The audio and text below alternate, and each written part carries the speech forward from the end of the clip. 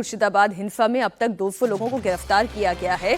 मुर्शिदाबाद में हुई पिता पुत्र की हत्या के मामले में पुलिस ने 2 लोगों को अरेस्ट किया है।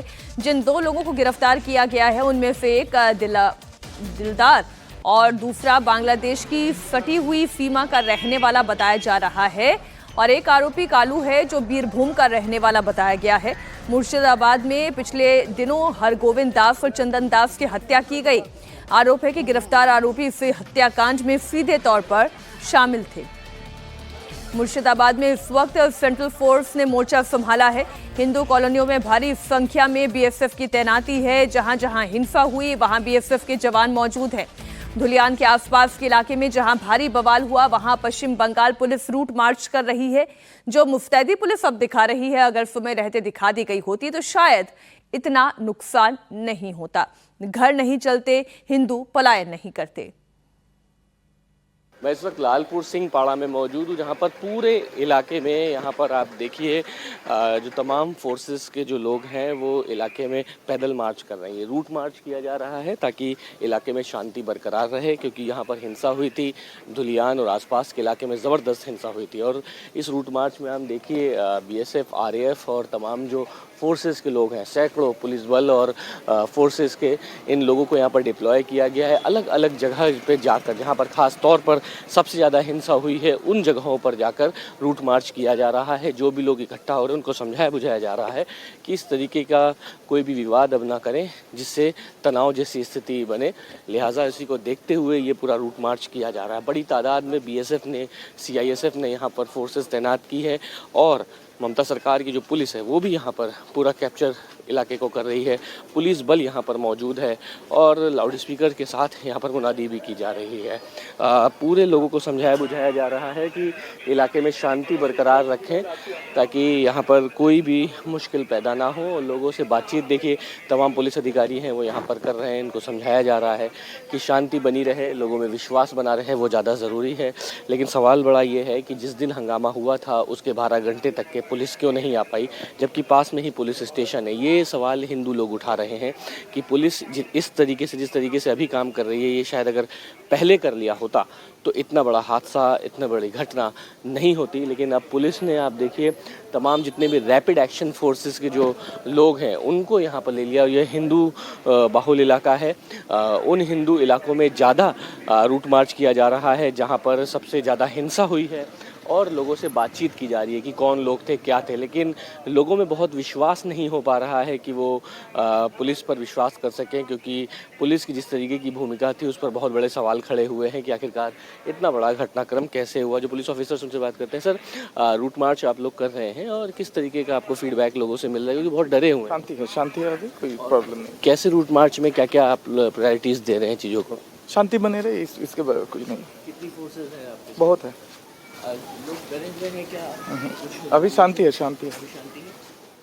तो ये पुलिस बल है और बहुत ज़्यादा बात करने को तैयार नहीं है, लेकिन कोशिश यही है कि शांति बनी रहे। और इसी को लेकर आप देखिए सब रैपिड एक्शन फोर्स और आंसू गैस के गोले और तमाम चीज़ों के साथ यहाँ पर तैनाती की गई है। लेकिन सवाल यही है कि शमशेरगंज थाने में जिस दिन हंगामा हुआ उसके पास अगर शमशेरगंज थाना इतना त्वरित गति से काम करता तो शायद इस तरीके की हिंसा नहीं होती। और इसीलिए अब पुलिस के इकबाल से बहुत ज़्यादा विश्वास लोगों को नहीं हो रहा है। और अब यानी इतने दिन बीत गए हैं उसके बाद अब जाके पुलिस जागी है और अब बड़ी तादाद में फोर्सेस के साथ यहाँ पर रूट मार्च किया जा रहा है। धुलियान और उसके आसपास हिंसा के बाद अब शांति है। धीरे धीरे जिंदगी पटरी पर लौट रही है। पुलिस के बड़े अधिकारी लगातार इलाके में पेट्रोलिंग कर रहे हैं। हिंसा के मामले अब लगभग 200 लोग गिरफ्तार किए जा चुके हैं। धुलियान में हिंसा के बाद सब कुछ स्थिति को सामान्य करने का प्रयास किया जा रहा है। आईजी अखिलेश चतुर्वेदी जी हमारे साथ मौजूद हैं। सर, हिंसा के बाद अब क्या तैयारी आप लोगों ने की है, क्योंकि स्थिति को सामान्य करना भी बहुत ज़रूरी है? ये 12 तारीख को हिंसा हुई थी यहाँ पर। 12 के बाद कोई भी यहाँ पर इंसिडेंट अभी तक नहीं हुआ है और पूरे इलाके में पुलिस का पोस्ट और बीएसएफ और सीआरपीएफ है उसका डिप्लॉयमेंट कर दिया है। ठीक है, और पुलिस के जो हम लोग का पार्टी वो रेगुलर गश्त कर रहा है और फिलहाल पिछले 2 दिनों से कोई भी यहाँ पर ऐसी हिंसा की घटना नहीं हुई और पब्लिक में कॉन्फिडेंस है तकरीबन सभी परिवार वापस आ रहे हैं यहाँ पे, जो लोग कुछ लोग छोड़ करके गए थे, और रिलीफ मटेरियल भी सरकार की तरफ से दिया गया है। अरेस्ट वगैरह कितने आप लोगों ने किए हैं? यहाँ पे 200 से ऊपर आदमी अरेस्ट हो चुके हैं। तो लोगों में पुलिस का इकबाल होना बहुत ज़रूरी है और लोगों में आप अपने इकबाल को बुलंद कराएं, क्योंकि बहुत डरे सहमे हैं। उसके लिए और क्या प्रयास कर रहे हैं? नहीं, धीरे धीरे 2 दिन से पब्लिक के अंदर काफ़ी कॉन्फिडेंस आप देख सकते हैं, अभी हलचल भी है और पब्लिक अपनी ज़िंदगी जो कहते हैं सामान्य हो रही है, वो धीरे धीरे हो जाएगी। जो हिंसा हुई है वो एक साजिशन तहत हुई है? No comments, thank you. Akhilesh Chaturvedi ji ने बताया है कि ये स्थिति को सामान्य करने के लिए, कॉन्फिडेंस बढ़ाने के लिए यहाँ पर सारे डिप्लॉयमेंट किए गए हैं और उसी के साथ काम किया जा रहा है। लेकिन 200 से ज़्यादा लोग गिरफ्तार हुए हैं और भी ये प्रयास किए जा रहे हैं कि जल्द से जल्द लोगों को गिरफ्तार किया जाए।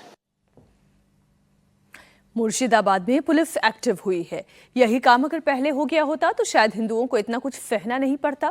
फिलहाल इस हिंसा को लेकर बीजेपी ममता सरकार पर लगातार अटैक कर रही है। बीजेपी ने एक बार फिर बंगाल में राष्ट्रपति शासन लगाकर चुनाव कराने की मांग की है। बीजेपी नेता दिलीप घोष ने कहा कि चुनाव से पहले ममता बनर्जी हिंदुओं को डराने की कोशिश कर रही है। ये बार बार बोलना बाहरी है, बिहारी है, ये नाटक क्यों है? अगर बांग्लादेश से आया तो बांग्लादेश के लोगों को पकड़ो, बिहार से आया तो झारखंड से आया तो उसको पकड़ो। पुलिस क्या कर रहा है? और वो चाह रहे हैं कि जो ग्रेट कलकत्ता किलिंग हुआ था 46 में 30,000 हिंदू को काटा गया था, उससे बड़ा हादसा होगा और आधा हिंदू भाग जाएंगे और जो रहेंगे वो चुनाव में भाग ले लेंगे, उनका ये राज चलेगा। ये जानबूझकर कराया जा रहा है। जहाँ हिंदू कम संख्यक है वहाँ जानबूझ करके उत्तेजना फैलाया जा रहा है, डराया जा रहा है। अगले 26 का जो चुनाव है उसको जीतने के लिए जहाँ हिंदू कमजोर है, कम संख्यक है, वहाँ कोई विरोधी वोटिंग करने ही नहीं जाएगा। ऐसे 100 सीट जीत जाएंगे। प्रेसिडेंट रूल में ही इलेक्शन होना चाहिए, इसको इलेक्शन कमीशन देखे, और नहीं तो यहाँ जो हिंदू है वो वोटिंग नहीं कर पाएंगे। और ममता बनर्जी जो बोल रहे हैं 213 सीट फिर जीतेंगे, क्योंकि ऐसे ही तो 100 सीट खाली हो जाएगा, कोई वोटिंग करने नहीं जाएगा। योगी आदित्यनाथ ने एक बार फिर बंगाल में हिंसा और हिंदुओं पर हमले को लेकर ममता सरकार को घेरा। आप याद करिए 2017 के पहले के उत्तर प्रदेश को हर दूसरे तीसरे दिन दंगा होता था। बहनों और भाइयों, इन दंगाइयों का उपचार ही डंडा है। बिना डंडे के मानेंगे नहीं। आप देख रहे होंगे बंगाल जल रहा है, वहां की मुख्यमंत्री चुप है, दंगाइयों को शांति दूत कहती है। अरे लातों के भूत बातों से कहां मानने वाले हैं। लेकिन सेकुलरिज्म के नाम पर इन लोगों ने दंगाइयों को दंगा करने की पूरी छूट दे रखी है।